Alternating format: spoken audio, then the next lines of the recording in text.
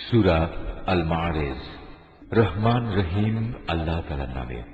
একজন প্রশ্নকারী ব্যক্তি আল্লাহ তাআলার প্রতিশ্রুত অমোঘ ও অবধারিত আযাব দ্রুত পেতে চাইল।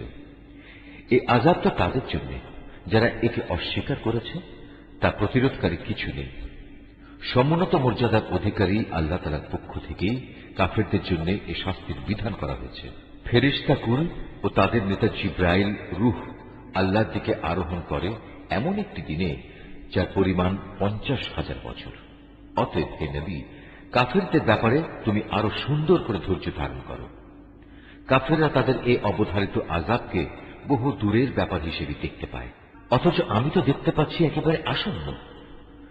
যেদিন আসমান গলিত তামার মতো হয়ে যাবে আর পাহাড়গুলো হবে রং বেরঙের ধুনা ফসলের মতো, সেদিন এক বন্ধু আরেক বন্ধুর খবর নেবে না, অথচ তারা একজন আরেকজনকে সুস্পষ্টভাবে দেখতে পাবে। সেদিন অপরাধী ব্যক্তি আযাব থেকে নিজেকে বাঁচাতে মুক্তিপণ হিসেবে তার পুত্র সন্তানদের দিতে পারলেও তা দিতে চাইবে নিজের স্ত্রী এবং নিজের ভাইকেও, এবং নিজের পরিবারভুক্ত এমন আপনজনদেরও যারা তাকে জীবনভর আশ্রয় দিয়েছিল। সম্ভব হলে ভূমণ্ডলের সব কিছুই সে দিতে চাইবে, তারপরেও জাহান্নাম থেকে বাঁচতে চাইবে না। কোনো কিছুর বিনিময়ে তা থেকে বাঁচা যাবে না।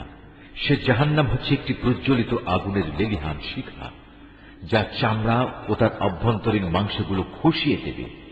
সেদিন সে আগুন এমন সব লোকদের নিজের দিকে ডাকবে যারা দুনিয়ার জীবনে অনীহা দেখিয়ে তা থেকে ফিরে গিয়েছিল এবং পৃষ্ঠ প্রদর্শন করেছিল, যারা দুনিয়ার জীবনে বিপুল ধনরাশি জমা করে তা একান্তভাবে আগলে রেখেছিল। আসলে মানুষকে সৃষ্টি করা হয়েছে খুব সংকীর্ণ মনের এক ভীরু জীব হিসেবে। যখনই তার উপর কোনো বিপদ আসে তখন সে ঘাবড়ে যায়, আবার যখন তার সচ্ছলতা ফিরে আসে তখন সে আগের কথা ভুলে গিয়ে কার্পণ্য করতে আরম্ভ করে।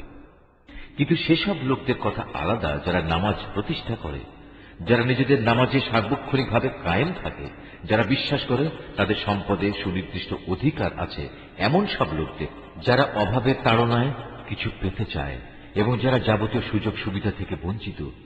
তারাও নয় যারা বিচার দিনের সত্যতা স্বীকার করে। তদুপরি যারা তাদের মালিকের আযাবকেও ভয় করে। নিশ্চয়ই তোমাদের প্রতিপালকের আযাবের বিষয়টি এমন যে এ থেকে মোটেই নিশ্চিন্ত হয়ে বসে থাকা যায় না। যারা হারাম কাজ থেকে নিজেদের যৌন অঙ্গসমূহের হেফাজত করে, অবশ্য নিজেদের স্ত্রীদের কিংবা এমন সব মহিলাদের বেলায় এটা প্রযোজ্য নয় যারা আল্লাহ তাআলার অনুমোদিত পন্থায় তাদের মালিকানাধীন রয়েছে, এদের ব্যাপারে সংযম না করা হলে এজন্য তারা তিরস্কৃত হবে না। আল্লাহ তাআলার নির্ধারিত এই সীমারেখার বাইরে যারা যৌন সম্ভোগের জন্য অন্য কিছু পেতে চাইবে, তারা হবে শরীয়তের সুস্পষ্ট সীমা লঙ্ঘনকারী। যারা তাদের আমানত ও তাদের প্রতিশ্রুতি রক্ষা করে, যারা সাক্ষ্য প্রদানের ব্যাপারে সত্যের উপর অটল থাকে, সর্বোপরি যারা নিজেদের নামাজের হেফাজত করে, পরকালে এরাই আল্লাহর জান্নাতে মর্যাদা সহকারে প্রবেশ করবে। এ কাফিরদের আজ কি হল? এরা কেন এসব বিষয়ে মিথ্যা সাব্যস্ত করতে এভাবে ঊর্ধ্বশ্বাসে তোমার সামনে ছুটে আসছে এরা ডান দিক থেকে বাম দিক থেকে দলে দলে। তাদের প্রত্যেক ব্যক্তি কি এ মিথ্যা আশা পোষণ করে যে তাকে আল্লাহর নিয়ামত ভরা জান্নাতে দাখিল করা হবে? না, তা কখনো সম্ভব নয়। আমি তাদের এমন এক জিনিস দিয়ে বানিয়েছি যা তারা ভালো করে জানে, তা হচ্ছে সৃষ্টির অপরিহার্য পরিণতি মৃত্যু এবং মৃত্যুর অপরিহার্য পরিণাম হিসাবের সম্মুখীন হওয়া।